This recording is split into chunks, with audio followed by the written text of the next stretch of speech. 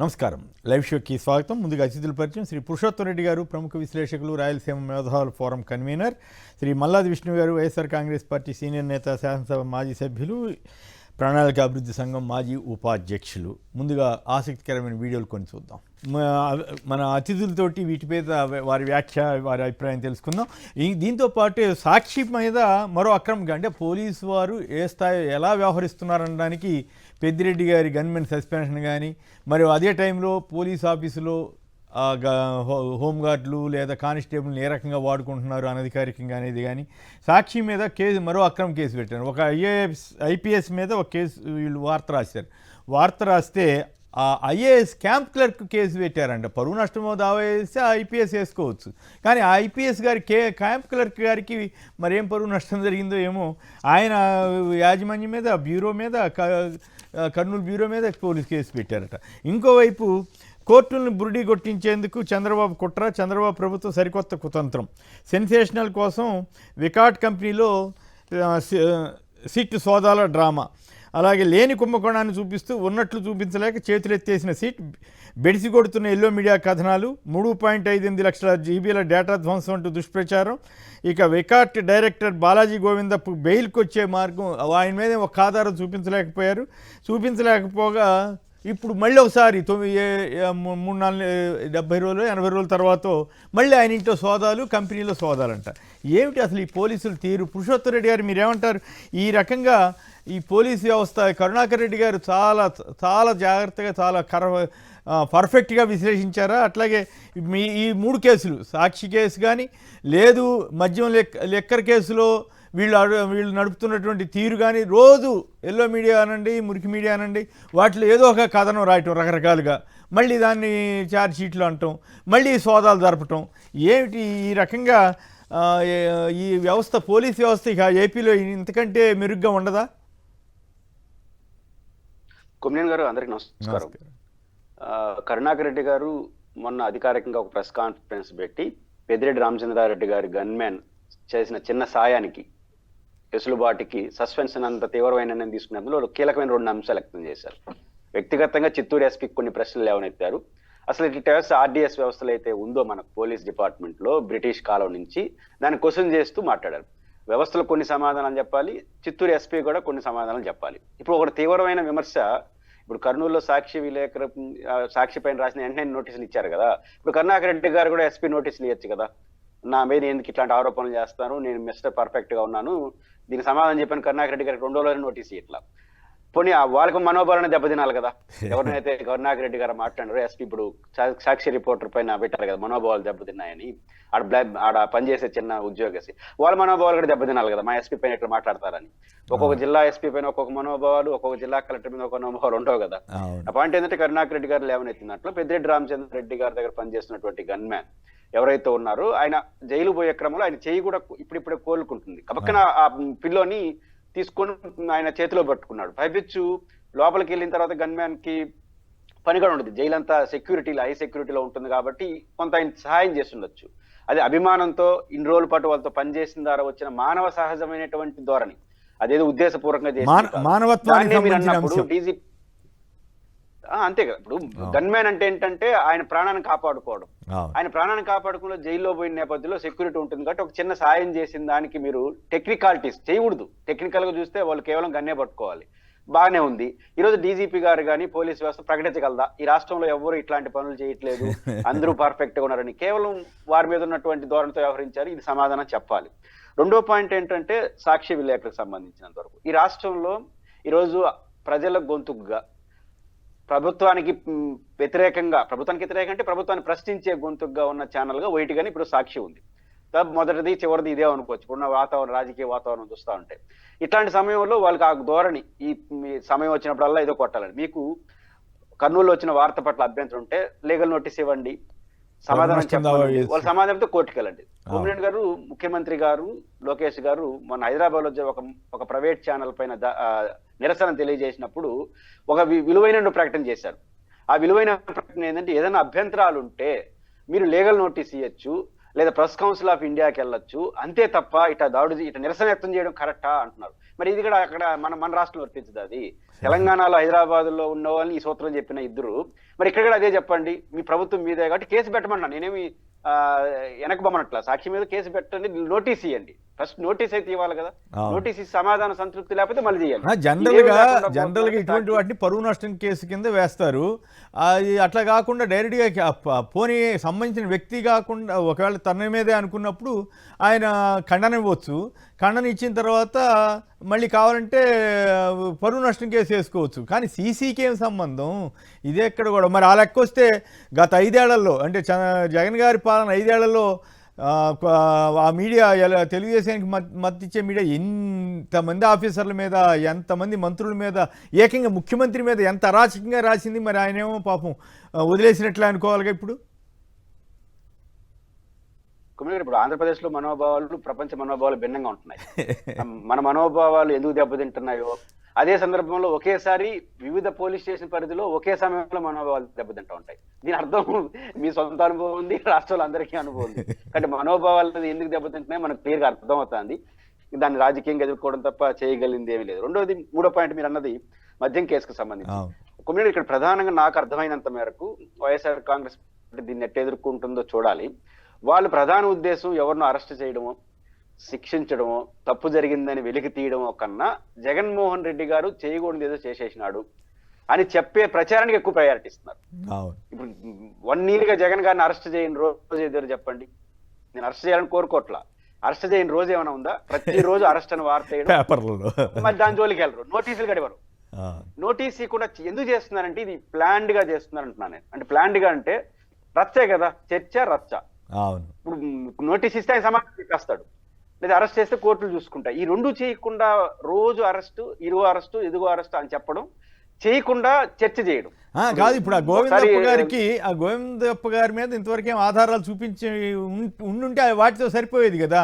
ఇప్పుడు బెయిల్కి పిటిషన్ వేసుకుంటే వెంటనే సోదాలు చేశారంట. మరి ఇప్పుడు అప్పుడు సోదాలు చేశారు, ఇప్పుడు మళ్ళీ 2 నెలల తర్వాత సోదాలు చేస్తే ఏంటి ప్రయోజనం? నాకు అర్థం కాదు. అంటే ఇదంతా కూడా డ్రామా అనే విమర్శలకు ఆస్కారం ఇట్లా. ఎక్కువ రోజులు ఈ కేసు నడపాలనుకుంటున్నారు, ఎక్కువ రోజులు దీన్ని చర్చనీయాంశం చేయాలనుకుంటున్నారు, ఎంత వీలైతే అంత బురద జగన్ గారికి పార్టీకి అంటించాలనుకుంటున్నారు. ఇక్కడ తప్పుని వెలికి తీయడం, వాళ్ళు అనుకున్న తప్పుని, వాళ్ళు ఏదైతే ఆరోపణలు చేస్తున్నారో ఆ తప్పుని వెలికి తీయడము, శిక్షించడమో కన్నా రాజకీయంగా అటాక్ చేయడం. ఇది జరగాలంటే ఏం చేయాలి? ఒక రోజు గోవిందప్ప గారు, ఇంకో రోజు చేసుకుంటా పోతే చర్చనీయాంశం అవుతా ఉంటుంది. కాబట్టి చర్చనీయాంశం అవుతే బురద జల్తా ఉంటాం. ఏదో జరుగుతుందని కొంతనే నమ్ముతారు కదా. అటువైపు సెక్షన్స్ ఉంటారు, ఇటువైపు సెక్షన్స్ ఉంటారు. ఆరోపణ ఏంటి కొమ్మినేని గారు? వాళ్ళు ప్రభుత్వానికి రావాల్సిన ఆదాయాన్ని గండి కొట్టారని, మద్యం కల్తీ అని. నేనేమంటానంటే, మద్యం కల్తీ జరిగింది మీరు అన్నారు కదా, అదే డిస్టిలరీలు ఉన్నాయి కదా, ఆ డిస్టిలరీలో గత ప్రభుత్వం ఉత్పత్తి చేసిన మద్యమే మొదటి 5 నెలలు నడిచింది. కొమ్మినేని గారు ఒక బాటిల్ అయినా పట్టుకొని ఇది కల్తీ జరిగిందని నిరూపించి కేసు ఎందుకు పెట్టలేదు? ఇంక పెట్టలేరు, ఇంకా అయిపోయింది, ఆ కొత్త మద్యం వచ్చేసింది. గత ప్రభుత్వం ఉత్పత్తి చేసిన మద్యంలోనే బాటిల్స్ అవన్నీ వచ్చినప్పుడు మొదటి 3 నెలల్లో మీరు సీజ్ చేసి దాని టెస్ట్ ల్యాబ్ పంపించి దాంట్లో కల్తీ మద్యం నిరూపించవచ్చు కదా. ఒక్క కేసు ఒక బాటిల్ మీద జరగలేదు. అంటే మీరు చెప్పిన ఇప్పుడు కాదు, ఈ గవర్నమెంట్ వచ్చిన తర్వాత ఈస్ట్ గోదావరి డిస్టిక్ లో ఇట్లాగే విశాఖ దగ్గర కల్తీ మద్యం తయారు చేసే వ్యవహారం డైరెక్ట్ గా జరిగిపోతున్నట్టుగా మన పోలీసులే పట్టుకున్నారు కదా. మన భావదారిద్రం ఏదో కానీ మద్యంలో నాణ్యమైంది ఏంది, కల్తీ అయింది నాకు అర్థం కాదు. మద్యం అనేది వ్యసనం దాంట్లో, కాబట్టి ఆ వ్యసనాన్ని మద్యం తాగితే ఖచ్చితంగా పాడవుతుంది ఆరోగ్యం అనేది అందరికీ తెలిసిన సత్యం. దాంట్లో నాణ్యమైన మద్యం తాగినంత మాత్రం పాడవకుండా ఉండేది ఏముండదు. కానీ మద్యం తాగద్దని చెప్పాలి తప్ప, కాబట్టి ఇంకా ఎక్కడైనా పాడవుతుంది. ఫైనల్గా ఇంకో మాట చెప్పండి. మళ్ళీ ఇవాళ కూడా లిక్కర్ కంపెనీలకి ఆర్డర్లు తీసుకోవడానికి ముడుపులు ఇచ్చారంటున్నారు. దీంట్లో ప్రభుత్వానికి ఆదాయం తగ్గింది అనే వాదనకి దానికి విరుద్ధంగా ఉంది కదా. మళ్ళీ ఇవాళ అట్లా రాస్తారు, ఒకరోజు అట్లా రాస్తారు, ఒకరోజు బంగారం కొన్నారంటారు. వాళ్ళ ఇష్టం, ఏది పడితే అది రాసి ఎందుకు ఇంత పరువు తక్కువగా మీడియా, మురికి మీడియాగా ఎందుకు మారిపోవాలని నాకు అర్థమే కావట్లేదు. సిట్ వాళ్ళు ఏం చెబుతున్నారో లేదో కానీ వీళ్ళు కల్పిత గాథలు ఎక్కువగా ఉంటున్నాయని డౌట్ వస్తూ ఉంది. బేసిక్ గా వాళ్ళు లక్ష్యం, నేను పదే ప్రస్తావిస్తున్నా కూడా, పొలిటికల్ అలిగేషన్స్ తప్ప ఇష్యూని వెలికి తీసే ఉద్దేశం ఉండదు. ఉన్నప్పుడు ఏం చేస్తుంది, ఇట్లాంటి ఉపరితల విన్యాసాలే జరుగుతాయి. కాబట్టి పొలిటికల్ టార్గెట్ ఉన్నప్పుడు హేతుబద్ధమైన చర్చకి ఆడవెళ్తారు. చర్చించండి, విచారించండి, తీర్పు. ఇప్పుడు మనకు వ్యవస్థ ఎక్కడ విచారిస్తుంది? రోజు మీడియా ఛానల్ ఏదో విచారిస్తున్నారు, ఓలే జడ్జిమెంట్ ఇచ్చేస్తున్నారు, ఓలే తీర్పులు ఇచ్చేస్తున్నారు. ఇప్పుడు మీడియా విచారణలు ఎక్కువైపోయి విచారణ సమస్యల విచారణ పక్కకు పోయింది. దానివల్ల ఏంటంటే ఇట్లాంటి విపరీతమైన ధోరణులు వస్తున్నాయి తప్ప ఇంకోటి కాదు. ఏదో రకంగా బెయిల్కి అడ్డం పడాలి. ఇదే కథ. రైట్. విష్ణు గారు, మీరు కూడా సంక్షిప్తంగా ఈ అంశాల మీద మాట్లాడిన తర్వాత మిగతా అంశాల్లోకి వెళదాం. అదే సార్, ఇప్పుడు నిన్న కానిస్టేబుల్ని సస్పెండ్ చేయటం అనేది ప్రభుత్వం యొక్క దుర్నీతికి, అహంకారానికి ప్రభుత్వం ఏకపక్షంగా వ్యవహరిస్తుందని చెప్పడానికి ఇది ఒక నిదర్శనం మనకి.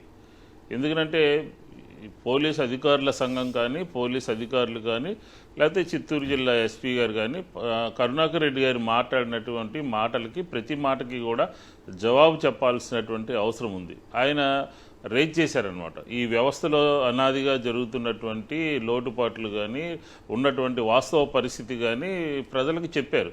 ఇలా చిన్న విషయానికి మానవతా దృక్పథంతో ఒక ఎమ్మెల్యే దగ్గర, ఒక మాజీ మంత్రి గారి దగ్గర చెయ్యి ఇరిగినటువంటి సందర్భంలో వ్యవహరించినటువంటి తీరుని అదొక తప్పు కింద, అదొక నేరం కింద చూపించి సస్పెండ్ చేయటము, దాని మీద స్టేట్మెంట్ ఇవ్వడము. ఇమీడియట్గా పార్టీ రియాక్ట్ అయింది. ఆయన మాట్లాడాడు, దానికి సమాధానం లేదు. ఎందుకంటే ఈ వ్యవస్థ రిజర్వ్ కానిస్టేబుల్స్లో ఉన్నటువంటి వ్యవస్థ ఈ బంగ్లాల్లోనూ, గార్డెన్స్లోనూ, ఇంట్లో పని రకరకాలైనటువంటికి అనధికారికంగా వాడుతున్నటువంటిది అనాదిగా జరుగుతుంది. దాన్ని మార్చాల్సినటువంటి పరిస్థితి ఉంది. వాళ్ళు కూడా అనేక సందర్భాల్లో పోలీస్ అధికారుల సంఘం కూడా స్టేట్మెంట్ ఇచ్చినటువంటి పరిస్థితి అయితే మనకి స్పష్టంగా ఉంది. పోలీసులు ఇంకా రకరకాలైనటువంటి పనులు చేస్తూ ఉన్నారు. ఈ పనులు ఒక సంచి పట్టుకెళ్ళటమో లేకపోతే సహాయకారిగా వ్యవహరించడం కాదు, అధికారికంగా డ్రెస్ వేసుకుని పోలీస్ యంత్రాంగం ఎన్ని రకాలుగా ఈ సంవత్సర కాలంలో పనిచేసిందో, ఎలా పని చేయించవచ్చో కూడా మనం చూసాం. కాబట్టి దాన్ని ఒక నేరం కింద పరిగణించడం అనేది చాలా తప్పు. ప్రభుత్వం ఈ చేసినటువంటి తప్పుని సరిదిద్దుకోవాల్సినటువంటి అవసరం ఉన్నది అని చెప్పని నేను చెప్తా ఉన్నాను. అలాగే రాయలసీమలో దీనికి సంబంధించి సాక్షి మీద కేసు పెట్టడం జరిగింది. ఇది రెండో సందర్భం అనమాట. అంతకితం కూడా ఒకసారి ఆ ప్రాంతంలో ఒక ఉపాధ్యాయురాలికి, ఉపాధ్యాయుడికి సంబంధించినటువంటి ల్యాండ్ని బలవంతంగా పోలీస్ ఇన్స్పెక్టర్లు బలవంతంగా రాయించుకోవాలని చెప్పని, అదర్ పార్టీకి రిజిస్ట్రేషన్ చేయాలి అని చెప్పని ఒత్తిడి చేస్తున్నటువంటి సందర్భంలో ఆ రోజు సాక్షి కూడా దాన్ని వెలుగులోకి తీసుకొచ్చినటువంటి ఘటనలో అక్కడ అది డిఐజీ గారి ఆదేశాల మేరకు అని చెప్పని రాసినటువంటి సందర్భంలో కూడా ఆ రోజు కూడా ఇదేయడం జరిగింది. ఇది రెండోసారి అనమాట కేసు పెట్టడం అనేది. అంటే భావ ప్రకటన స్వేచ్ఛ కానీ, ఉన్నట్టు రాసినటువంటి సందర్భంలో కానీ, లేకపోతే ఆ వ్యవస్థలో ఉన్నటువంటి తేడాలు కానీ, లోటుపాట్లు కానీ ప్రజలకు తెలియజేసినటువంటి సందర్భంలో ఈ రకంగా ఏకపక్షంగా కేసులు నమోదు చేయటం, ఎవరైనా సరే ఆ ప్రతిష్టకి భంగం కలిగింది అని అంటే, ప్రతిష్టకి భంగం వాటిల్లింది అని అంటే వాళ్ళు మామూలుగా దాని మీద వెళ్ళచ్చు అంతే తప్ప క్రిమినల్ కేసులు సెక్షన్లన్నీ వేసుకుని ఒక 7-8 సెక్షన్లు వేసి కేసు నమోదు చేయటం అనేది ఇది చాలా దుర్మార్గమైనటువంటి చర్య. సాక్షి మీద ఇదే కాదు, అంతకితం పల్నాడులో ఒక సంఘటన జరిగినప్పుడు కానీ, విజయవాడలో కూడా కేసులు వేరే సంఘటన జరిగినప్పుడు కానీ కేసులు సాక్షి మీదనే పదే రిపీటెడ్గా తెలుగుదేశం కేసులు పెట్టించేటటువంటి ప్రయత్నం చేస్తూ ఉంది. ఇది సరైనటువంటి విధానం కాదు. భావ ప్రకటన స్వేచ్ఛ, పత్రికా స్వేచ్ఛకి ఇది భంగం వాటిల్లేటటువంటి సంఘటన. ఎందుకంటే మనం చూసాము, మీరు 2009 నుంచి జగన్మోహన్ రెడ్డి గారు అధికారంలోకి వచ్చిన నాటి నుంచి కూడా ఈ రాష్ట్రంలో ఉన్నటువంటి కొన్ని పత్రికలు పనిగట్టుకుని కథనాలు, ఎన్ని రకాలైనటువంటి కథనాలు, అధికారంలో లేనప్పుడంతాను ఆయన మీద, అధికారంలో ఉన్నప్పుడు ఆయనతో పాటు క్యాబినెట్ అధికారులు అందరి మీద కూడా ఏ రకం, నిన్న చూసాం మనం ఒక పత్రిక ఏ రకమైనటువంటి ఎడిటోరియల్ రాసిందో, ఏ రకమైనటువంటి ఇంత ఇబ్బడి ముబ్బడిగా ఆయన యొక్క వ్యక్తిత్వాన్ని దెబ్బతీసే విధంగా. అలాంటిది అంత స్థాయికి వారు దిగజారిపోయి మాట్లాడినటువంటి సందర్భంలో కూడా మనం ఏ రకమైనటువంటి ఇది పత్రికా స్వేచ్ఛకి భంగం కలిగించకూడదనే ఉద్దేశంతోనే ఉన్నాం. కానీ ఈరోజు మాత్రం సాక్షిలో వచ్చినటువంటి కథనాల మీద ఇమ్మీడియట్గా రియాక్ట్ అయ్యి క్రిమినల్ కేసులు నమోదు చేయడం అనేది, అంటే ఈ మధ్యకాలంలో సంవత్సర కాలంలో పోలీసులు వ్యవహరిస్తున్నటువంటి తీరు మీద పొలిటికల్ పార్టీస్ కానీ, అలాగే న్యాయస్థానాలు కానీ, హైకోర్టు కానీ, సుప్రీంకోర్టు కానీ అనేక సందర్భాల్లో ఏ రకంగా మాట్లాడిందని మనం చూస్తే పోలీసులు రాజ్యాంగ వ్యతిరేకంగా వ్యవహరిస్తున్నారు, రూల్కి వ్యతిరేకంగా వ్యవహరిస్తున్నారు అనేది స్పష్టంగా మనకు అర్థమవుతుంది.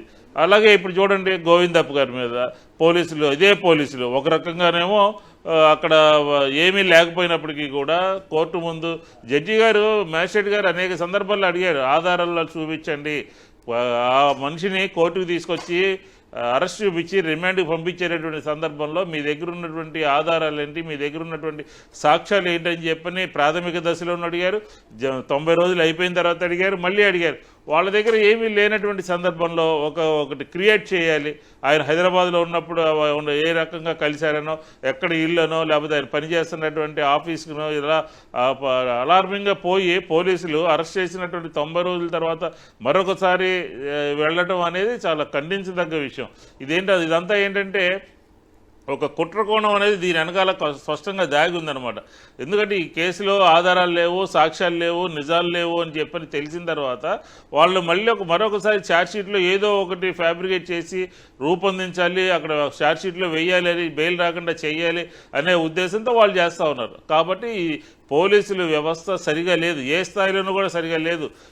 ఎందుకు మాట్లాడుతున్నామంటే వాళ్ళు ఏదో సచీలుగా వాళ్ళు ఏదో కరెక్ట్గా చేస్తున్నట్టుగా ఆ ప్రభుత్వంలో చేసాం, ఈ ప్రభుత్వంలో చేసాం అని చెప్పి మా ప్రభుత్వంలో ఏ రకంగా ఇంత దుర్వినియోగం చేయలేదు, ఇంత ఈ రకమైనటువంటి కార్యక్రమాలు ఎక్కడ చేయించలేదు. కాబట్టి పోలీసు వ్యవస్థ ఇప్పటికైనా సరే మారాల్సినటువంటి అవసరం ఉంది. పైనుంచి కింది దాకా ప్రక్షాళన చేయాల్సినటువంటి అవసరం ఉంది. శాంతి భద్రతలు కాపాడాల్సినటువంటి అవసరం ఉంది. అక్రమ కేసులు బనాయించడంలో వెనకడుగు వేయాల్సినటువంటి అవసరం ఉన్నది.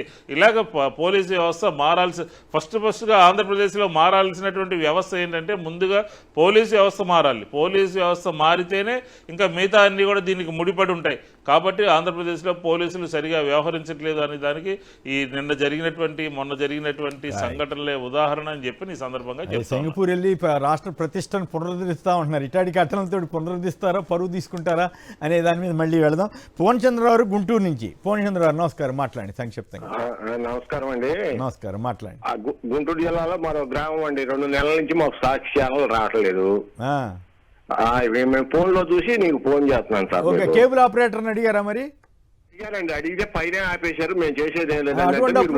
అటువంటిప్పుడు వాళ్ళకే నష్టం ఏంటంటే సాక్షి అభిమానులంతా ఏం చేయాలి, శుభ్రంగా డిష్ టీవీలు వస్తాయి కదా, టాటా స్కై అనో లేకపోతే ఎయిర్టెల్ అనో ఇవన్నీ వస్తాయి కదా, శుభ్రంగా రేట్ ఏం పెద్ద తేడా ఉండదు. 200 రూపాయలకే అది వస్తుంది, 200-250 రూపాయలకి. కాబట్టి శుభ్రంగా మార్చేస్తే వాళ్ళే కేబుల్ ఆపరేటర్లే. వాళ్ళు చాలామంది గగ్గోలు పెడుతున్నారంట. ఆ మధ్య విజయవాడలో నిరసన కూడా చెప్పారు, ఇది ఎక్కడ మాకు నష్టం జరుగుతుందని చెప్పి. కాబట్టి మీరు దానికి ఆల్టర్నేటివ్గా వెళ్ళటమే బెటర్. లేదు ఈ లోపు మీరు యూట్యూబ్లో వీటిలో కూడా లైవ్లు వస్తుంటాయి కాబట్టి చూడొచ్చు. ఇటువంటి వాటి వల్ల ప్రభుత్వం ప్రతిష్ట పోతుందని మీరు చంద్రబాబు గారికో తెలుగుదేశం వాళ్ళకో చెప్పగలిగితే బాగుంటుంది. ధన్యవాదాలు పూర్ణచంద్ర గారు. ఇక మరికొన్ని వీడియోలు చూద్దాం. రైట్, దీని మీద కూడా మాట్లాడదాం. జనసేన కార్యకర్తలు నేతలకు ఎంత కష్టం వచ్చింది, అది సోషల్ మీడియాలో కింద ఇట్లా పెట్టారు కానీ ఫ్లాప్ అయినా సక్సెస్ అయినా అది వేరే విషయం. బట్ రాజకీయ పార్టీ ఈ రకమైనటువంటి ప్రచారం చేసి ర్యాలీలు తీసి చివరికి కొంతమంది ఎమ్మెల్యేలు వాళ్ళు స్పెషల్ షోలు వేసి రండి అని చెప్పి ఈ చేయాల్సిన పరిస్థితి ఈ జనసేన కార్యకర్తలకి నేతలకి వచ్చిన కష్టాన్ని విష్ణు గారు మీరు కూడా రాజకీయాల్లో చాలా కాలంగా ఉన్నారు కదా, ఇట్లాంటి సందర్భం మీరు ఎప్పుడైనా చూసారా? నేనైతే అట్టర్ ఫ్లాప్ అయిందని అట్లేమి నేను అంటలేదు, అది సోషల్ మీడియాలో వచ్చింది కాబట్టి దాన్ని నేను పట్టించుకోవట్లేదు. ఫ్లాప్ డబ్బులు వచ్చి ఉండొచ్చు, లేదా ఇంకో ఏదైనా జరిగి ఉండొచ్చు, ఆశించినంత వచ్చి ఉండకపోవచ్చు. బట్ ఓవరాల్గా అయితే నెగిటివ్ టాక్ అయితే వచ్చి ఉండొచ్చు. కానీ బట్ ఇట్లా జనసేన అధికార దుర్వినియోగం జరిగిందని విజయ్ కుమార్ గారు లాంటి మాజీ ఐఏఎస్లు చాలా గట్టిగా చెబుతున్నారు, లిబరేషన్ కాంగ్రెస్ అధ్యక్షుడిగా ఉండి. మీరేమంటారు? మీరు ఎప్పుడైనా చూసారా ఒక రాజకీయ పార్టీ ర్యాలీలు తీసి ఈ సినిమా చూడండి అని ప్రచారం చేయటం కానీ, ఈ రకంగా టికెట్లు కొనిపించి సినిమాలకి తీసుకెళ్ళడం కానీ మీకేమనిపిస్తోంది? పాపం జనసేనకు వచ్చిన కష్టాలు, జనసేన నాయకులు కార్యకర్తలకు వచ్చిన కష్టాలు చూసి మీకేమైనా సానుభూతి కలుగుతుందా? సార్, ఇప్పుడు అసలు సినిమా గురించి వైఎస్ఆర్ కాంగ్రెస్ పార్టీకి అనవసరం సార్. మాకు అవసరం లేనటువంటి, సంబంధం లేనటువంటి ఇష్యూ అనమాట. ఆయన నటుడిగా ఉన్నాడు, ఉప ముఖ్యమంత్రిగా ఉన్నాడు, ఉప ముఖ్యమంత్రి బాధ్యతలు చేస్తున్నాడా, ఫెయిల్ అవుతున్నాడా ఏంటనేది మేము మాట్లాడుతూ ఉంటాము. సినిమా గురించి వైఎస్ఆర్ కాంగ్రెస్ పార్టీకి అనవసరం. కానీ ఎక్కడ తేడా వచ్చిందని అంటే, ఆ సినిమా ప్రివ్యూ రోజున మనల్ని ఎవడరా ఆపేది అని చెప్పని ఆయన ఒక సందేశం ఇవ్వడం జరిగింది. దాని మీద ఈ సోషల్ మీడియాలో రచ్చ జరిగిందనమాట. అసలు ఇప్పుడు ఆ సినిమా సూపర్ హిట్ అయితే మనం మీరు అన్నట్టు మీ లైన్ కూడా నాదే, నా లైన్ కూడా అదే. అసలు మనకు అనవసరం, మనకు ఎందుకు అనేది. ఇప్పుడు ఏంటంటే సూపర్ హిట్ అయినట్టు లెక్క ఉంటే పాపం ఈ మంత్రులు ఇద్దరు కష్టాలు, వాళ్ళ మాటలు, వాళ్ళ మాట్లాడినటువంటి మాటలు పరిస్థితి ఎవరికి కూడా కల్లో కూడా రాకూడదని కోరుకుంటాం మనం. ఎందుకనంటే ఈ కూటమి నాయకుల్ని, గ్రామాల్లో ఉండేటటువంటి వాళ్ళని, వివిధ స్థాయిల్లో ఉండేటటువంటి వాళ్ళని టికెట్లు కొనండి, సినిమా చూడండి, అందరికీ చెప్పండి, మౌత్ పబ్లిసిటీ చేయండి అని చెప్పని అడిగేటటువంటి పరిస్థితి ఏంటి? మనల్ని ఎవడరా ఆపేది అని ధైర్యం ఉన్నప్పుడు ఇవన్నీ ఎందుకు ఉత్పన్నం అవుతాయి? ఈ ఇష్యూస్ అన్నీ ఎందుకని ముందుకు వస్తాయి? కాబట్టి ఎందుకంటే ఈ ప్రజాదరణ లేకపోతే ఏదైనా ఒక లీడర్కి ఉండాల్సినటువంటి లక్షణాలన్నీ ఉంటే ఆటోమేటిక్గా థియేటర్లన్నీ ప్రజలతోనూ వాటితో నిండిపోతాయి. అదే ఢిల్లీలో ఒక 2-3 రోజుల పాటు 4 రోజుల పాటు ఒక ఫ్రీ షో వేస్తున్నట్టున్నారు, ఇంకో చోట వేస్తున్నట్టున్నారు, ఇంకో చోట వేస్తున్నారు, ప్రమోషన్ చేస్తూ ఉన్నారు. ఆ సినిమాకి ఏదో ప్రమోషన్ చేయాలి, పవన్ కళ్యాణ్ గారు ఏదైనా అనుకుంటారో అని చుట్టూ ఉన్నటువంటి మంత్రులంతా కూడా రకరకాలుగా దీనంగా, జాలిగా, లేకపోతే వాళ్ళ యొక్క పరిస్థితిని వివరిస్తూ చెప్పడం అనేది మరి వాళ్ళ స్టాండ్, వాళ్ళ దాని గురించి మనం పెద్దగా కామెంట్ చేయటం అయితే నా లైన్లో అయితే అనవసరం, వదిలేయటం మంచిదని చెప్పని ఈ సందర్భంగా నేను చెప్తా ఉన్నాను. రైట్. అంబటి రామకృష్ణ గారు కాంగ్రెస్ పార్టీ ప్రధాన కార్యదర్శి, వారు స్పందిస్తానంటున్నారు. వారేం స్పందిస్తారో విందాం. రామకృష్ణ యాదవ్ గారు నమస్కారం, మాట్లాడండి. సార్ నమస్కారం సార్, మీకు ప్యానల్ పెద్దలకి అట్లాగే సాక్షి ప్రేక్షకులు. సార్ ఇక్కడ అంత కష్టపడటానికి కారణం ఏమంటే యాక్చువల్ గా ఆయన ఇమేజ్ ఇంత బిల్డ్ అయ్యి ఈ రోజు ఆ స్థాయికి ఎదగడానికి కారణం సినిమా. సో ఒక పెద్ద గొప్ప నటుడిగా, ఒక హీరోగా ఆ ఫాలోయింగ్ ఆ ఫాలోయర్స్ ని ఏదైతే మెయింటైన్ చేసుకుంటా వచ్చారో దాన్ని ఆ స్థాయికి ఆయన తీసుకొచ్చింది సినిమా. కాబట్టి సినిమా అటర్ఫ్లాప్ అయితే బేస్ కదిలే పరిస్థితి ఉంది. బేస్ కదిలిందంటే పైన ఉన్న అంతస్తులు మొత్తం కదులుతాయి. సో దాన్ని నిలబెట్టడం కోసంగా అక్కడ మంత్రులు ఇద్దరు యొక్క వాళ్ళ తపన, వాళ్ళ బాధ చూస్తే మనోహర్ గారు అంత సీనియర్ నాయకుడుగా కనపడతా ఉంటారు. నైతికత అనే పదం వాడారు సార్ అక్కడ. నైతికత ఇక్కడ మనకు ఒక గొప్ప అవకాశం. అంటే వాళ్ళ బాధ ఏంటంటే వాళ్ళు దాంట్లో చాలా ఎస్యూమ్ చేసుకున్నారు సార్. 2 వర్గాల మధ్య చిచ్చు పెట్టి పూర్తిగా మనం ఒక వర్గాన్ని మనం దగ్గర చేసుకునే ఒక అవకాశం ఈ సినిమా ద్వారా మనకు దక్కుతుంది అని పూర్తిగా విశ్వసించారు. సో అది జరగకపోగా అది రివర్స్ అయ్యి వాళ్ళు అనుకున్న ఫలితాల్లో కనీసం 1% కూడా ఫలితం రాకపోయేటప్పటికీ పైన బీజేపీ నాయకుల దగ్గర బహుశా చెప్పుకొని ఉంటారు, ఈ సినిమా ద్వారా మనం పూర్తిగా ఒక వర్గాన్ని మనం చేర్చుకునే పరిస్థితి కనపడతా ఉంది అని బాగా గొప్పలు అక్కడ చెప్పుకొని ఉంటారు. ఇవాళ చరిత్ర తెలిసిన ప్రతి ఒక్కరు కూడా 13వ శతాబ్దం 12వ శతాబ్దానికి చెందిన హరిహర వేల వాళ్ళు లీక్స్ రావడం ఏంటి, 17వ శతాబ్దానికి చెందిన ఔరంగజేబ్ గొడవ పట్టడం ఏంటి. సో ఇంత కల్పితాన్ని తీసుకొచ్చి ఒక చారిత్రక ఆధారాలు, మళ్ళీ ఇక్కడ దేశాన్ని పరిపాలించిన అన్య మతస్థులకి సంబంధించిన రాజుల్ని తీసుకొచ్చి వాళ్ళ మధ్య విద్వేషాలు రెచ్చగొట్టారు. So intention is very clear. వాళ్ళ ఇంటెన్షన్ వెరీ క్లియర్ ఏంటంటే విద్వేషాన్ని రెచ్చగొట్టి ఓటుని దరిచేర్చుకోవాలనుకున్నారు. ఎప్పుడైతే అది ఫ్లాప్ అయ్యారో 2 రకాల నష్టం జరిగింది. ఒకటి హీరోగా ఫ్లాప్ అవటం, 2 సినిమా అనుకున్న సక్సెస్ రాకపోవడం, నష్టం రావడం, at the same time polarisation జరగకపోవడం. అంటే నష్టం వచ్చిందా రాలేదు, ఆర్థికంగా ఏమన్నా రికవర్ అయి ఉంటారా? ఇప్పుడు ఈ రకరకాల ర్యాలీలు గందరగోళం చేసి పార్టీ వాళ్ళే సినిమాలు చూపించడం, తర్వాత మొదట్లో హైప్ క్రియేట్ చేయటం, వీటి వల్ల ఏమి ఆర్థికంగా బయటపడి ఉంటాడా నిర్మాత? ఆ రకంగా మనకి ఎక్కడ కనపడలేదు సార్. నిర్మాత కనుక ఆర్థికంగా బయటపడి ఉండుంటే ఇవాళ ఇప్పుడు మనం కనుక చూసుంటే ఈవెన్ ఆయన మాట్లాడిన పెద్దమ్మ భాషలో కూడా నువ్వు తీసి మరి సక్సెస్ సాధించవచ్చు కదా. ప్రజలు సలహాలు కూడా ఇస్తా ఉన్నారు, మరి తల్లి భాషలోనే తీసావు, ఇది పోయింది, మరి పెద్దమ్మ భాషలో ఏదైతే మనం చేసుకున్నామో దాంట్లో 1% రిజల్ట్ ఏ సైడ్ నుంచి, నేను చెప్పిన 3 కారణాల్లో ఏ కారణం నుంచి కూడా రిజల్ట్ వాళ్ళు కనపడపోయేటప్పటికి ఈ మంత్రులు ఇద్దరు భుజాన్ని వేసుకొని వాళ్ళ క్యాడర్, కనీసం మన క్యాడర్ అన్నా చూడండి, ఆ నిర్మాతను బయటేద్దాం, లేకపోతే అందుకున్న పారితోషికం రిటర్న్ ఇవ్వాల్సిన పరిస్థితి, ఇంకొకళ్ళు రేపు సినిమా తీసేయడానికి వెనకాడే పరిస్థితి ఉంది అనేది ఆ బాధ మంత్రుల్లో కనపడతా ఉంది. ఈ సంవత్సరంన్నర కాలంగా సివిల్ సప్లైస్ మినిస్టర్ కావచ్చు, టూరిజం మినిస్టర్ కావచ్చు, లేకపోతే అసలు మెయిన్ వాళ్ళ పార్టీ హెడ్ గా ఉన్న పవన్ కళ్యాణ్ గారు కావచ్చు, ఆ 3 మంత్రులు చేసిన కార్యక్రమాలు పార్టీ క్యాడర్ మొత్తం కింది స్థాయికి తీసుకెళ్లి వివరించండి అని చెప్పాల్సింది పోయి మన సినిమా గురించి వివరించండి, ఆయన నాయకత్వాన్ని నిలబెట్టండి, ఆయన సినిమాలో ఆయన పాత్రలో మనం దెబ్బతింటే పూర్తిగా పార్టీ కొలాప్స్ అవుద్ది అనే బాధ వాళ్ళిద్దరిలో కనపడింది. కుమ్మేన్ గారు. రైట్, థ్యాంక్ యూ రామకృష్ణ గారు. ఏలూరు నుంచి ఒకరి లైన్లో ఉన్నారు. హలో వెంకట్రావు గారు, నమస్కారం, మాట్లాడండి. సార్ ఇప్పుడు ఈ మందు లిక్కర్ స్కామ్, ఈ స్కామ్, ఆ స్కామ్ అంటే అది పేరుకి అలాగా మిమ్మల్ని జనాలను డైవర్ట్ చేస్తాను. అసలు విషయాలు ఏంటంటే లూలు మాల్కి, విజయవాడ స్థలాలు, ఆ స్థలాలు, ఈ స్థలాలు మొత్తం దారాతత్వం చేయడం కోసమే ఈ మందు అనేది ఒక పైకి తెర మీద తీసుకొచ్చారు. జనాలు ఇచ్చి వస్తారు తప్ప ఈ చాపకుంత నీళ్ళలాగా స్థలాలన్నీ వెళ్ళిపోతున్నాయి, కనబడదు. ఒకప్పుడు రామారావు గారు హెలికాప్టర్ మీద వెళ్తుంటే ఒక ఏరియా చూసి ఏరియా కావాలన్నారంట. దేనికి అనుకున్నారంట, తింది ఖాళీ చేసిన తర్వాత అడిగారు ఇక్కడ బస్ స్టాండ్ కడతా ఉన్నారంట. ఓకే సార్ అన్నారంట. చంద్రబాబు నాయుడు హెలికాప్టర్ వెళ్తున్నారంట, వెళ్తుంది స్థలం కావాలన్నారంట. ఏం కడతారు అనుకున్నారంట ఐఏఎస్ ఆఫీసర్. తర్వాత బేరం పెట్టారంట. అలాగా వాళ్ళకి తేడా ఉందండి. ఏంటి పేరుకి ఏంటంటే లిక్కర్ స్కామ్, లోపల చక్కర స్థలాలు ఎవరెవరికి ఏ స్థలాలు మొత్తం అమ్ముకోవడమే డ్యూటీ. ఫస్ట్ 95 ఎక్కగానే నిజాం షుగర్ ఫ్యాక్టరీ మా తెలంగాణలో దాన్ని ఖాళీ చేశారు. ఫస్ట్ ఓపెనింగ్ అది. అలాగా రాజధానిలో మీకు తెలియదు హైటెక్ సిటీ ఎన్ని స్థలాలు ఖాళీ అయిపోయినాయి. ఓకే, మీరు చాలా ఆవేశంగా ఉన్నట్టున్నారు. అయితే ఎట్టి బస్సులోనూ ఎవరు అభ్యంతరకర వ్యాఖ్యలు లేకుండా జాగ్రత్తగా మాట్లాడటం మంచిది. ఎందుకంటే ప్రభుత్వమే కుట్రలు కుతంత్రాలకు పాల్పడుతున్న నేపథ్యంలో చిన్న జరిగినా కూడా వెంటనే అడావుడి పడిపోతున్న అదే వాళ్ళకి సంబంధించిన వాళ్ళు ఏదన్నా ఏం మాట్లాడినా ఇబ్బంది లేకుండా ఉంటుంది. కాబట్టి కాస్త జాగ్రత్తగా అందరం ఉండటం మంచిది. ఇక పురుషోత్తం రెడ్డి గారు మీరు చెప్పండి, మీరేమంటారు? ఈ జనసేన నేతలు కార్యకర్తల కష్టాల మీద మీకేమనిపించింది? గతంలో ఎప్పుడైనా మనం చూసామా ఇట్లా ర్యాలీలు తీయటం కానీ, ఈ సినిమా చూడండి, మా సినిమా చూడండి, మా సినిమా చూడండి అని రాజకీయ పార్టీగా? ఫస్ట్ ఆంధ్రప్రదేశ్ ప్రజలను అభినందించాలి. అంటే ఒక మిత్రుడు కోరిక మేరకు నేను కూడా ఫస్ట్ షో చూశాను. బేసిక్ ఏంటంటే వాళ్ళ అభిమానులు కూడా హర్షించని పద్ధతిలో అది ఉంది. ఎందుకంటే ఇంత చేసినా ఎవరు దాన్ని హర్షించట్లేదు. అంటే మత సామరస్యం పట్ల ప్రజలకు ఎంత గౌరవం ఉందో ఈ సినిమా రిజల్ట్స్ మనకు కనిపిస్తుంది.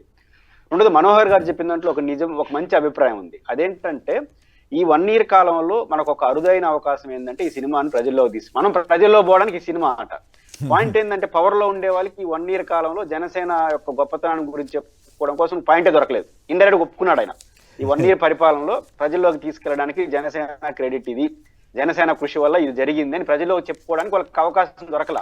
కాబట్టి ఇప్పుడు సినిమా అనేది అవకాశం దొరికింది ప్రజల్లో పోవడానికి. కాబట్టి గడప పోతున్నారు కదా, మళ్ళీ ఇంకెందుకు పోవాలి కొత్తగా. కాబట్టి ప్రజల్లోకి ఈ 1 year కాలంలో మీ ముద్ర వేసుకొని చెప్పడానికి మీకు అవకాశం లేదని ఇండైరెక్ట్ గా ఒప్పుకున్నారు. ఇంకా సినిమా కష్టాలు మామూలే. ఖచ్చితంగా ఈ సినిమా ఫెయిల్ అయిందా సక్సెస్ అయింది కాదు. కల్పిత గాథ ఇప్పుడు కూడా కొమ్మినేని గారు ఆకర్షణీయంగా ఉండాలి. చారిత్రక కారణాలతో తీసే సినిమా బాగలేకపోయినా చూడమని చెప్తాం. ఎందుకంటే చరిత్ర ప్రజలకు తెలియాలి కాబట్టి. ఇది చారిత్రక కారణం కాదు, కల్పిత గాథ అయినప్పుడు బాహుబలి లాగా 1, 2 ఇట్లాంటిలాగా మీకు దాంట్లో కమర్షియల్ ఎలిమెంట్సే ఉంటాయి. మంచి పాటలు, మంచి డాన్సులు, మంచి కథనం, ఆసక్తి. దాంట్లో ప్రచారం చేసేది ఎందుకు బాగుంటే చూస్తారు, బాగాలైతే పోతారు. కాబట్టి కల్పిత కాదన్నప్పుడు వాళ్ళ ఇష్టం. చారిత్రకంగా మీరు చాలా తప్పులు చేస్తారు ఆ సినిమాలో. దాన్ని ప్రజలు అర్థం చేసుకో. అందుకని మొదట చెప్పాను, ఆంధ్రప్రదేశ్ ప్రజలను అభినందించాలి.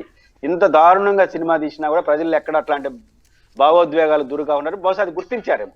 ఇందు ముందు మన రామకృష్ణ గారు అన్నట్టు ఆయనకి పెద్దమ్మ భాష పట్ల ఈ మధ్య మక్కువ ఎక్కువ అయిపోయింది. కాబట్టి ఆ సినిమా హిందీలో డబ్ చేయండి, బాగా ఔరంగజేబు దగ్గరగా ఉంటాడు కదా, కాబట్టి దాన్ని డబ్ కాబట్టి దాన్ని చేసుకోవచ్చు కదా. కాబట్టి వారు ఖచ్చితంగా ఈ సినిమా నుంచి నేర్చుకోవాల్సింది, మనం కృత్రిమంగా మనం రెచ్చగొడితే ప్రజలు రెచ్చిపోరు. ఒక సందర్భంలో మోసపోవచ్చు కానీ జీవితకాలం ఊరు మోసపోరు అనేది వాళ్ళు గుర్తిస్తే మంచిది. Right, okay. ఇక మరికొన్ని వార్తల్లోకి వెళదాం. కాలేజీలు ఖాళీ, ఇంటర్మీడియట్లో సగం దాటని ప్రవేశాలు, ప్రభుత్వ కాలేజీల్లో చేరడానికి ఇష్టపడని విద్యార్థులు. రాష్ట్రంలో 475 కాలేజీల్లో సగం సీట్లు ఖాళీగా ఉన్నాయటండి. మరి ముందు వాటి గురించి ఆలోచించకుండా సినిమా ర్యాలీలు వీటి మీద, అట్లాగే సింగపూర్ వెళ్ళి పరువు ప్రతిష్టను పునరుద్ధరిస్తున్నాం ఇట్లాంటి మాటలు చెప్పడం, మరి ఇవన్నీ ఎందుకు ఉపయోగపడుతున్నాయో తెలియదు. ఇంకో అప్రతిష్టగా ఏంటంటే టీచర్లకు P4 దత్తత బాధ్యత. HM 5 దత్తత తీసుకోవాలంట, ఉపాధ్యాయులు 2 కుటుంబాలను దత్తత తీసుకోవాలంట. అట్లా ఏది అన్ని రకాల స్కూళ్ళల్లో అనుకుంటా, అన్ని రకాల స్కూళ్ళల్లో. పైగా దీనికి సంబంధించి ఆన్లైన్ రిజిస్ట్రేషన్ లింక్ కూడా డిఓల ద్వారా ఎంఈఓలకి ఉపాధ్యాయులకు పంపించారటండి. పక్కన ఈ బోధన పక్కన పెట్టి ప్రభుత్వం నిర్దేశించిన ఆన్లైన్ సేవల్లో తరిస్తున్న తమకు ఇప్పుడు ఇదేం తలనొప్పి అని ఉపాధ్యాయులు మండిపడుతున్నారటండి. సో ఈ అన్ని మేనేజ్మెంట్లోని ఉపాధ్యాయులకు P4 విధానం అమలు చేస్తున్నామని, దీన్ని HM టీచర్లు విధిగా పాటించాలని ఉత్తర్వులు ఇచ్చారట. విష్ణు గారు చెప్పండి, ఇదేదో చాలా మామూలుగా డ్యూటీ చేయమంటేనే తీవ్రంగా మీరు పిల్లలకు బాగా పాఠాలు చెప్పండి అంటేనే అప్పట్లో కోపం వచ్చింది జగన్ గారి ప్రభుత్వం మీద. ఇప్పుడు ఏకంగా వాళ్ళకు వచ్చే జీతాలు ఎంత, వాళ్ళు మళ్ళీ దత్తత తీసుకోవటం ఏంటి, ఈ గోల ఏంటండి? ఈ రకంగా ఉపాధ్యాయుల్ని ఉద్యోగస్తుల్ని ముందు ఐఏఎస్లని ఐపీఎస్ల మీద చెప్పారు, ఇప్పుడు మళ్ళీ కింద స్థాయికి వెళ్ళారు. ఎట్లా ఇది ఇటువంటివి చేయటం రాష్ట్రానికి పరువా, పరువు తక్కువ, పరువు పెంచుతున్నట్లా?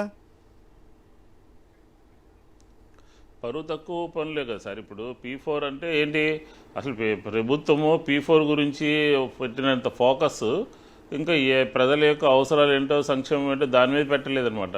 ఈ P4 అనేది ఇప్పుడు ఈ టర్మ్లో అంటే 24-29 మధ్యలో ఇది ఒక జన్మభూమి కంపెనీలు ఆ టైంలో వెళ్ళగా ఇప్పుడు P4 అనమాట. ఈ P4 మూలంగా ప్రభుత్వం యొక్క పరువు, నాయకుల యొక్క పరువు గంగలో కలిసిపోతుంది అనమాట. ఎందుకు ప్రతి ఒక్కళ్ళు కూడా కలెక్టర్ల దగ్గర నుంచి కింది స్థాయి ఉపాధ్యాయుల వరకు కూడా ఈ కార్యక్రమంలో నిమగ్నం అవ్వాలని పైనుంచి డైరెక్షన్ ఇస్తూ ఉన్నారు. అలాగే ఇక్కడే కాదు, నిన్న సింగపూర్లో కూడా P4 గురించి మాట్లాడి ఈ కాలేజీలో నేను తీసుకొచ్చినటువంటి కాలేజీల మూలంగానే మీరందరూ కూడా ఇక్కడ ఈ స్థాయిలో ఇక్కడ ఉన్నారు అని చెప్పని వాళ్ళందరూ అసలు సంబంధం లేకుండా మాట్లాడినటువంటి మాటలు ఏ రకంగా ఉన్నాయో ఒకసారి చూడండి. సింగపూర్ వెళ్ళి వాళ్ళందరినీ అప్రిషియేట్ చేయాల్సింది, కలవటం ఆనందంగా ఉన్నాము చెప్పాల్సింది పోయి మీరందరూ కూడా నేను తీసుకొచ్చినటువంటి ఆలోచన మూలంగానే ఆ రోజులు ఇంజనీరింగ్ కాలేజీలు నేను పెట్టడం మూలంగానే మీరందరూ సింగపూర్లో ఉన్నారు అని చెప్పడం, అసలు ఏంటి, ఎక్కడికి పోతున్నాం మనం? మళ్ళీ పైగా వాళ్ళందరినీ P4 మీరు భాగస్వాములు కావాలి అని అంటాం. ఈ P4 పిచ్చి పట్టింది ఇప్పుడు ప్రభుత్వానికి. ప్రభుత్వం ఏమో చేయాల్సినటువంటి పనులు, ఎన్నికల ముందు చెప్పినటువంటి పనులు, ఎన్నికల ముందు మీరు అంటున్నారు కానీ తెలివిగా డైవర్షన్ టాక్టిక్స్ లో ఇదో భాగమే. మొత్తం పేదరికం అంతా అయిపోయిందని చెప్పడానికి అంట కదా, ఇదంతా పేదరికం లేకుండా చేసామని చెప్పడానికి అంట కదా సార్. ఇప్పుడు మీకు అర్థం కావట్లేదు సార్. ఇప్పుడు నేను ఊరికినే అంటలేదు, ప్రతి పేపర్ చూస్తే కలెక్టర్ గారు అదే మాట్లాడుతున్నాడు, ఎస్పీ గారు అదే మాట్లాడుతున్నారు, లేకపోతే టీచర్లు అదే మాట్లాడుతున్నారు, అదే మాట్లాడిస్తున్నారు, పైన సింగపూర్ వెళ్ళి అదే మాట్లాడుతున్నారు. అన్ని స్థాయిల్లోనూ ఈ P4 కార్యక్రమం నడుస్తూ ఉంది. దీని మూలంగా ఎలా పేదరికం జరుగుతుంది? వైఎస్ఆర్ కాంగ్రెస్ పార్టీ ప్రభుత్వంలో జగన్మోహన్ రెడ్డి గారు ఒక కార్యక్రమం తీసుకున్నారంటే 40 లక్షల మందికి నిధులు వేసి పేదరికాన్ని తగ్గించేటటువంటి వాళ్ళు. మీరు రండి అని చెప్పని P4 కార్యక్రమం ద్వారా ఎంత తగ్గుతుంది పేదరికం చెప్పండి. ఒకసారి చూస్తారు, అరసారి చూస్తారు, 5 సంవత్సరాలు చూడలేరు కదా. ఇది P4 అనేది దాని గురించి నేను మాట్లాడుతాను. కాబట్టి ఖచ్చితంగా పేదరిక నిర్మూలన అనేది ప్రభుత్వ కార్యక్రమాల ద్వారా, ప్రభుత్వ ఆలోచనల ద్వారా జరగాలి తప్ప ఎవరో డబ్బున్నటువంటి వాళ్ళు లేకపోతే సమాజంలో ఉన్నటువంటి కొంతమంది మూలంగా పూర్తిగా సమూలంగా జరిగేటటువంటి కార్యక్రమం కాదు ఇది. ఉదాహరణ తీసుకుంటే గతంలో కూడా మీరు జనరల్ గా ఇష్యూ చెప్పారు. ఇప్పుడు టీచర్ల మీద ఇది పెట్టడం ఏంటి? తెలుగుదేశం మీడియా కాస్త జాగ్రత్తగా ఇది DO ఎవరో తెలియజేశాడు అన్నట్టుగా వాళ్ళు పిక్చర్ ఇచ్చే ప్రయత్నం. ఓ పక్కేమో ప్రభుత్వం చెప్పకుండా DOలు వీళ్ళు ఎందుకు చేస్తారండి? టీచర్లు కూడా దత్తత తీసుకోవడం ఏంటి? ఇప్పుడు ప్రైవేట్ స్కూళ్ళలో టీచర్లకు ఎంత వస్తుంది జీతం? 10,000, 20,000, 30,000 వస్తుంది. వాళ్ళకి కూడా అప్పచెబితే వాళ్ళు కూడా ఇద్దరిని తీసుకోవాలి, కుటుంబాలని దత్తత తీసుకోవాలి. లేదు గవర్నమెంట్ స్కూల్లో 40,000, 50,000 వస్తుంది అనుకోండి, వాళ్ళని కూడా దత్తత తీసుకోమంటే వాళ్ళ కుటుంబాలు, వాళ్ళ జీవితం ఇవన్నీ ఎట్లా? ఇప్పుడు ప్రభుత్వం చేస్తున్న విధానం ఇప్పుడు ఉపాధ్యాయులకు సంతోషంగా ఉందనుకోవాలా, బాధపడుతున్నారు అనుకోవాలా? సంతోషంగా ఎలా ఉంటారు సార్ వాళ్ళు? గతంలోనే వాళ్ళు అనేక విషయాల మీద గత సంవత్సర కాలంలో రోడ్డు ఎక్కినటువంటి పరిస్థితి. ఫస్ట్ ఈ ప్రభుత్వం మీద గళం ఇప్పినటువంటి వాళ్ళు ప్రభుత్వం చేస్తున్నటువంటి కార్యక్రమాలు సరైనటువంటిది కాదు, విధానాలు సరిగా లేవు, విద్యాబోధన సరిగా లేదు, మీరు ఇచ్చినటువంటి గైడ్లైన్ సరిగా లేదు అని చెప్పినటువంటి మొట్టమొదటి వ్యవహారమే టీచర్లు. మళ్ళీ వాళ్ళని దత్తత తీసుకోమంటాము, వాళ్ళని ఒక 5గురు చూడండి, మీరు ఒక 5గురు చూడండి అని చెప్పని డైరెక్షన్ ఇవ్వటం, ఆన్లైన్ చేయాలని చెప్పడం. ఇది ఉపాధ్యాయులకి చేసేటటువంటి పని కాదు, ఉపాధ్యాయులకి భారమైనటువంటివి. వాళ్ళ విద్యాబోధన, వాళ్ళకు సంబంధించినటువంటి స్కూల్స్, వాళ్ళ కార్యక్రమాలు అవన్నీ బోల్డని ఉంటాయి. అలాంటిది వీళ్ళు P4 చేయాలని చెప్పని, అది కూడా కాకుండా ఎవరో DOకి సంబంధించినటువంటి ఎవరైతే తెలియదని చెప్పారో, తెలియకుండా ఇచ్చారో ఆర్డర్ ఇచ్చారో వాళ్ళని సస్పెండ్ చేయమనండి, యాక్షన్ తీసుకోమనండి. దీని ప్రభుత్వం ఉద్దేశపూర్వకంగా ఇచ్చిందా లేకపోతే పొరపాటున వచ్చిందా అనేది తేల్చాలి కదా.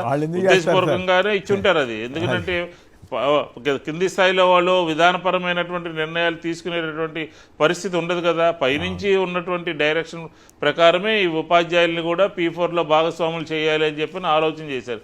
ఇది సరైనటువంటిది కాదు. దీని మీద ఉపాధ్యాయ వ్యవస్థ కూడా సీరియస్గా ఉండదని చెప్పుకోవచ్చు మనం.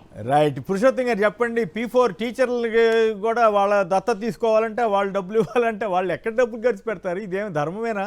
ప్రభుత్వం ఎట్లా చెబుతా ఉంది? టీచర్ల సంఘాలు ఎందుకు అంత ఆశించిన స్థాయిలో రియాక్ట్ అవుతున్నాయా? లేదు నిజంగానే చేద్దాంలే మన డబ్బులో కొంత సగం కొంత పేద కుటుంబాలకు ఇచ్చేసేద్దామని ఏమన్నా అనుకుంటున్నారా? కొమ్మిడి గారు మీరు ప్రస్తావించినట్టు దీంట్లో వ్యూహం ఉంది. మొట్టమొదటి వ్యూహం ఏంటంటే 18 సంవత్సరాల నేను ఆడబిడ్డ నిధి దానికి లింక్ చేసేసినారు. అసలు ఆడబిడ్డ నిధి 18 సంవత్సరాల నుంచి 50 ఏళ్ళకి అనేది ప్రతి నెల 15 పేదరికానితో సంబంధం లేదు కొమ్మినేని గారు. మీరు ఇచ్చిన ఆడబిడ్డ నిధి అనేది సాయం, సపోర్ట్, కాబట్టి పేదలకి అనేది లేదు. అదే 1 కోటి చిల్లర ఉంటారు, 1 కోటి చిల్లర మంది P4కి అనుసంధానం అంట. పేదరికాన్ని నిర్మూలనకి ఆడబిడ్డ నిధికి ఏం సంబంధం? కాబట్టి ఆ పథకాన్ని తీసేసినారు.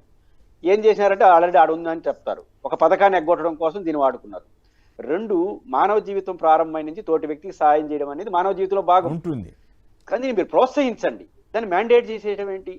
నేను అనుకుంటే దీంట్లో వ్యూహం ఏంటంటే ఎట్లా ఉంటుంది, టీచర్లు ఉన్నారు, వాళ్ళు డిఏలు కావాలని, సిపిఎస్ రద్దు చేయాలని ఈ గొడవలు ఉన్నారు. రేపు టీచర్ల అసోసియేషన్ ఏం చేయాలంటే కనీసం దీనైనా రద్దు చేయని అడగాలి, అది దీని అడగాలి, కొత్త సమస్య సృష్టించడం. కాబట్టి ఇట్లాంటి ఉపయోగించుకుంటారని. రెండోది, ఎందుకు సాయం చేయట్లేదు ఆంధ్రప్రదేశ్లో కొమ్మినేని గారు? మనకు పులివెందలు ఉంది, వైఎస్ భారతి గారి సారథ్యంలో 2500 మంది పిల్లలకి ఉచిత విద్యుత్ ఇంగ్లీష్ మీడియంలో అందిస్తున్నారు. వైఎస్ఆర్ ట్రస్ట్ కేంద్రంగా ఎల్వి ప్రసాద్ వాళ్ళతో కోఆపరేట్ చేసుకుని కంటి ఆసుపత్రి మొన్న అద్భుతంగా నిర్వహించారు, బాగా నడుస్తుంది. కోట్ల రూపాయలు విలువైనటువంటి, ఎవరు చెప్పలేదే.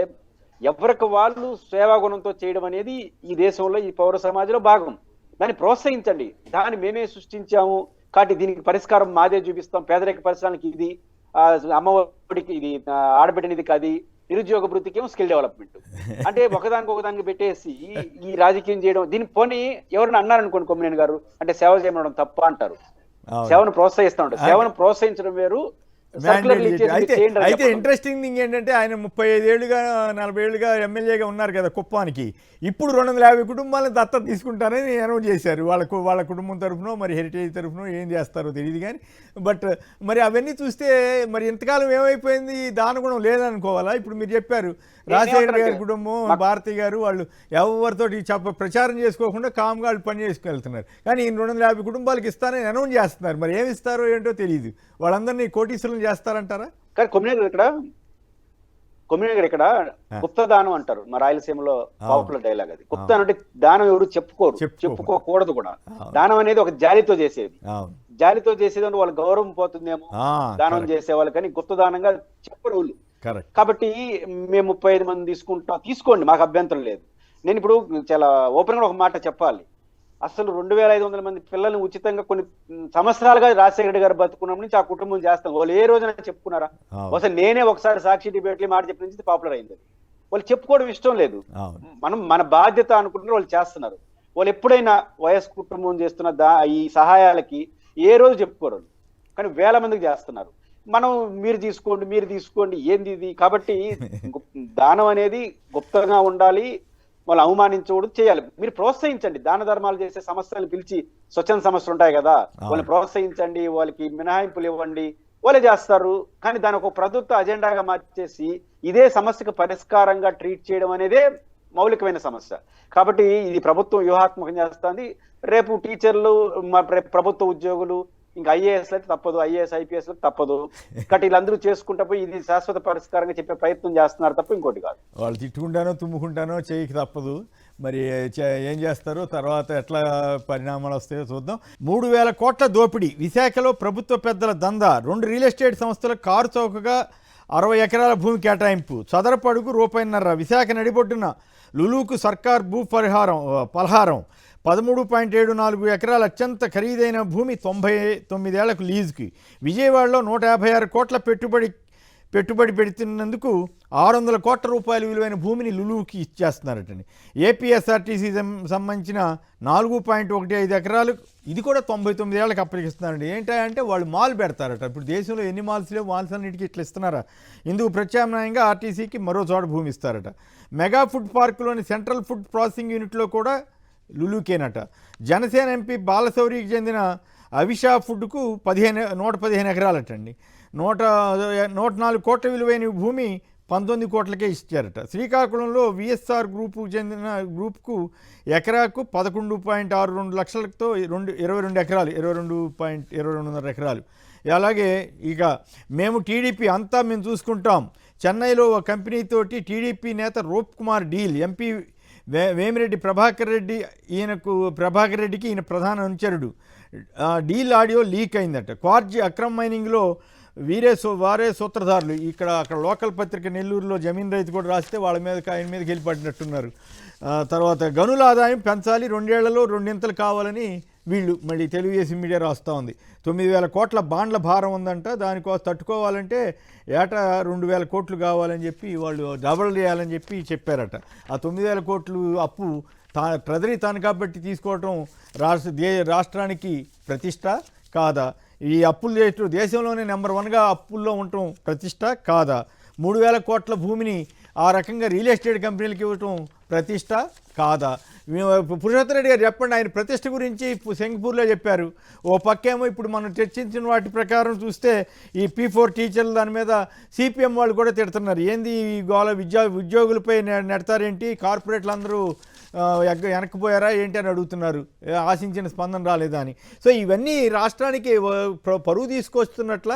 చంద్రబాబు గారు సింగపూర్ ఉపన్యాసం చూస్తే మరి పరువు నిలబెట్టేదట. అప్పులు తగ్గిస్తానని చెప్పిన ఆయన ఇప్పుడు అప్పులు ఇష్టారాజ్యంగా జరుగుతున్నాయి కదా. దేశంలోనే నెంబర్ 1 అయినందుకు అక్కడికి వెళ్ళి రాష్ట్ర ప్రతిష్టని ఆయన దెబ్బతీస్తున్నట్లా లేదు నిలబెడుతున్నట్లా? కొమ్మిడి గారు 2 అంశాలు, ప్రతిష్ట, అప్పులు. చంద్రబాబు నాయుడు గారు ప్రతిష్ట ఆంధ్రప్రదేశ్ అనేది దేని మీద ఆధారపడి ఉంటుంది? మనం మార్కెట్లో సరుకుల గురించి చెప్తుంటాం. మా సరుకు చాలా గొప్పదని చెప్పుకుంటేనే కొనేవాళ్ళు తక్కువ ఉంటారు. అట్లాంటిది ఇది బాగలేదు అని చెప్తే ఎవడు కొంటాడు? ఇప్పుడు ఆంధ్రప్రదేశ్ ప్రతిష్ట ప్రపంచ మార్కెట్లో మీరు మార్కెట్ కోసం పోయినారు అంటే వాళ్ళు ఆకర్షించుకొని మన పెట్టుబడులు ఆంధ్రప్రదేశ్లో తీసుకురావడం కోసం పోయారు. అప్పుడు ఆంధ్రప్రదేశ్లో ఏమేమి అవకాశాలు ఉన్నాయి, ఎంత అద్భుతాలు ఉన్నాయి, మీరు రండి అంటే వస్తారు. కానీ ఆల్రెడీ అది పాడైపోయింది. మళ్ళీ జగన్ వస్తే ఏం చేస్తాడో తెలియని ఆందోళన కూడా ఉంది. కాబట్టి మీరు రండి అంటే ఎవడొస్తాడు? కాబట్టి సింగపూర్కు పోయి మా ఆంధ్రప్రదేశ్ బాగుందంటే వచ్చేదే తక్కువ. అలాంటిది బాగలేదని మీరే సర్టిఫికేట్ ఇచ్చుకుంటే ఇంతవరకు ధ్వంసం చేసేసారంటే ఎవరు వస్తారు? అది ప్రభుత్వం ఆలోచించుకోవాల్సిన అంశం. రెండోది, ఈరోజు 1,86,000 కోట్ల రూపాయలు వితిన్ 1 year 13 నెలల్లోనే చేసేశారు. నాకు అర్థం కానిది ఇప్పటికీ కొమ్మినేని గారు, గతంలో జగన్మోహన్ రెడ్డి గారు అధికారంలో ఉన్నప్పుడు మీరు అప్పులపైన ఆరోపణ చేసినప్పుడు వాళ్ళు ఏదో వివరణ ఇచ్చేవారు, ఇది నిజం ఇది అబద్ధం అని.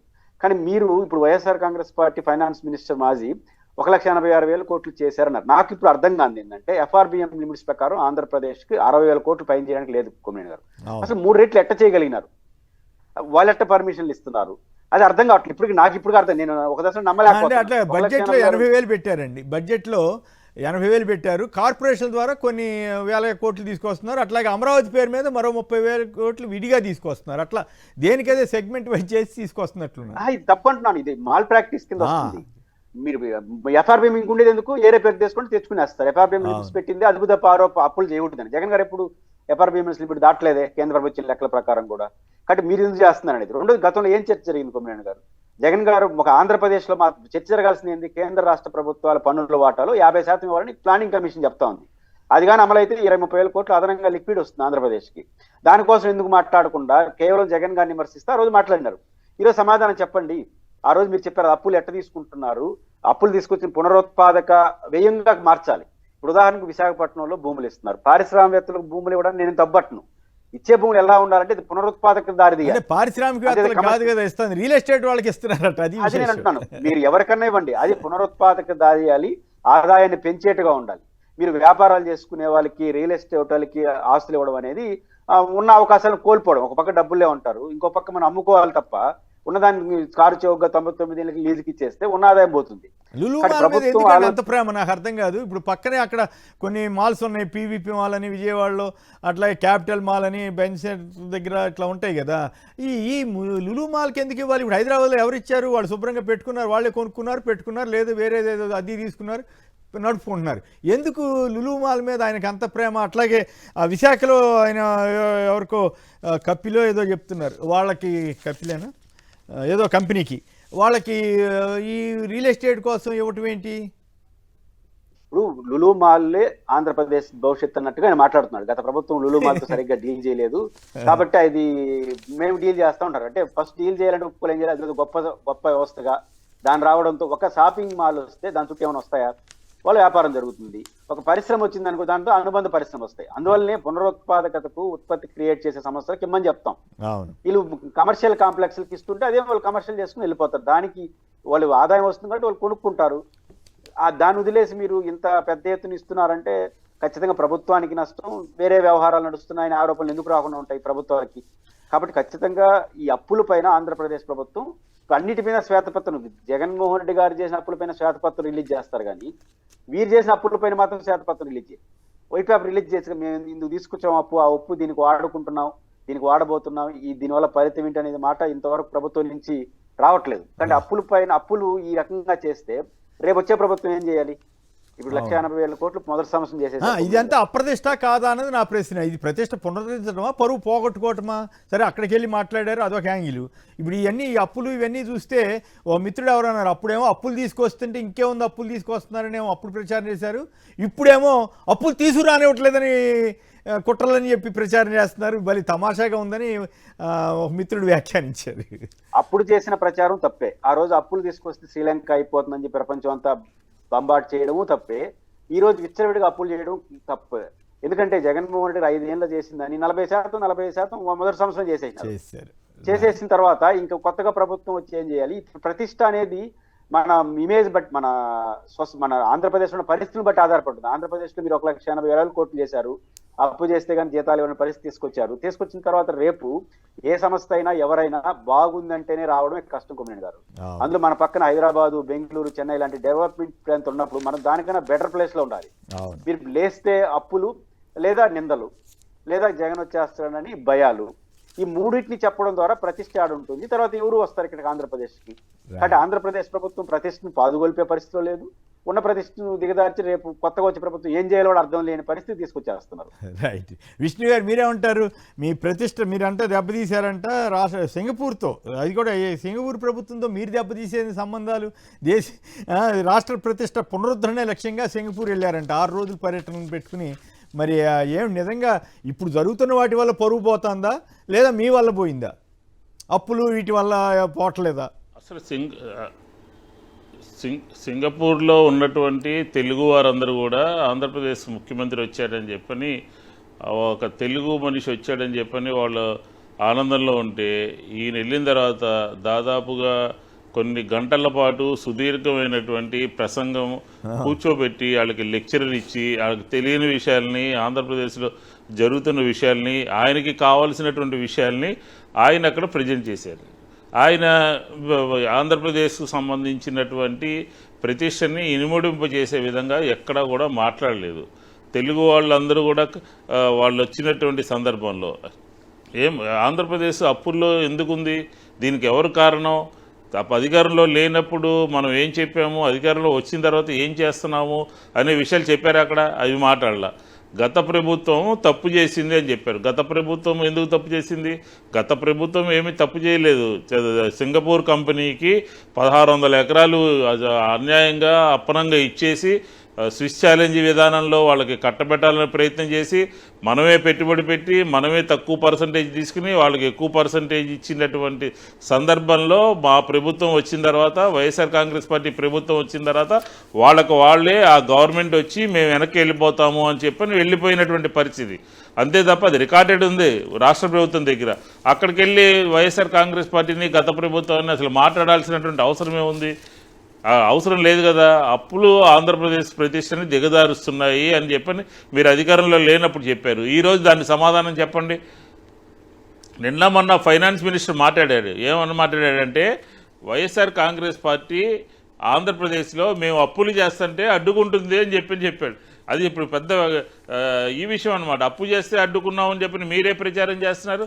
మేము అప్పులు చేసినప్పుడేమో ఇదైపోతుందని చెప్పన్నారు, శ్రీలంక అయిపోతుందన్నారు. కాబట్టి ఆంధ్రప్రదేశ్ ప్రతిష్టని అసలు ఇంకో ఏ రాష్ట్రానికి లేనటువంటి ముఖ్యమంత్రులు పెట్టుబడుల కోసం వేరే దేశాలకు వెళ్ళడం, పక్కన ఉన్నటువంటి రాష్ట్రాల ముఖ్యమంత్రులు ఎప్పుడన్నా వెళ్ళారా? స్టాలిన్ వెళ్ళారా? లేకపోతే ఇంకొకరు వెళ్ళారా? వెళ్ళినా ఒక పూట ఒక రోజు వెళ్ళొస్తారు. 6 రోజుల పాటు అక్కడ చేసేటటువంటి కార్యక్రమాలు ఏంటంటే, ఆంధ్రప్రదేశ్లో పరిపాలన వదిలేసి వాళ్ళతో అనవసరమైన విషయాలన్నీ కూడా ప్రస్తావించడం, పేపర్లకు లీక్ ఇవ్వడం, అమరావతి మీద పాటలు పాడుతున్నారంట. ఇక్కడ అమరావతి రైతుల పరిస్థితి ఏంటి? ఇక్కడ అమరావతి రైతులు మాకు 10 సంవత్సరాలు అయిపోయింది, మీకు ల్యాండ్ ఇచ్చాము, మా పరిస్థితి ఏంటి, మా పిల్లల ఆరోగ్యం ఏంటి, మా ఆరోగ్యం ఏంటి, మా చదువు ఏంటి, మీరు ఎందుకు అభివృద్ధి చేయలేదు, సెకండ్ ఫేజ్ ఇవ్వలేము అని చెప్తుంటే ఇవన్నీ వదిలేసి అమరావతిని సంబంధించినటువంటి కొత్త కొత్త పాటలు సింగపూర్లో పాడుకుంటున్నారంట. రైట్. చెప్పండి, మీరందరూ రండి తిరుపతి దర్శనాలు మీరందరూ రండి తిరుపతి దర్శనాలు చేయిస్తాము అని చెప్తున్నారు. ఇదా మనం చేయాల్సింది, చెప్పాల్సింది. దాంతో ప్రతిష్ట కాబట్టి వచ్చేస్తుందేమో. అప్పులు ఫైనల్ గా ఆంధ్రప్రదేశ్ చెప్పండి, ప్రతిష్ట- లులుమాల్ దాంతో విజయవాడలో లులుమాల్ గురించి జనం ఏమనుకుంటున్నారు?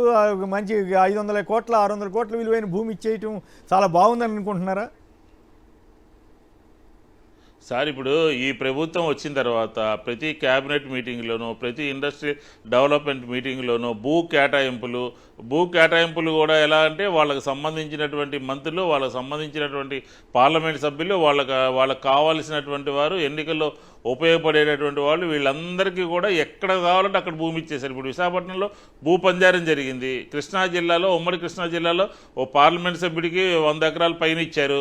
అలాగే ఆగిరిపల్లిలో ఒక 300 ఎకరాలు కొండ ఒకరికి రాసిచ్చేశారు. విజయవాడలో లూలుమాల్ రాసిచ్చేశారు ఆర్టీసీ స్థలాల్ని. ఎక్కడ అది ఇదని లేదు, ఏ కావాలంటే అది ఈ ప్రభుత్వంలో భూమిని ఇష్టం వచ్చినట్టుగా ఇబ్బడి ముబ్బడిగా పంజారం చేసేస్తున్నారు అనమాట. దీని మూలంగా ఉపయోగం ఉందా లేదా అని ముందు వెనక చూడకుండా, అసలు నిబంధనలు పట్టించుకోకుండా ఎవరికి కావాలంటే వాళ్ళకి భూమిని కేటాయించేస్తున్నారు. భూ పందేరాలు జరుగుతున్నాయి. దీని మూలంగా ప్రభుత్వానికి వచ్చేటటువంటి పరిస్థితి, దీని మూలంగా ఎన్ని ఉద్యోగాలు ఇస్తారు, ఈ ప్రజల ముందు పెడదామో, ప్రజలకు సంబంధించినటువంటి ఆస్తి అని ఏమీ లేకుండా ఈ రకంగా వ్యవహరిస్తుంది ప్రభుత్వం అని చెప్పని మనం చెప్పచ్చు సార్. రైట్. పురుషోత్తమ రెడ్డి గారు, మల్లాది విష్ణు గారు పలువురు మాట్లాడారు. అందరికి కూడా ధన్యవాదాలు. ఇది నేటి చర్చా కార్యక్రమం. నమస్కారం.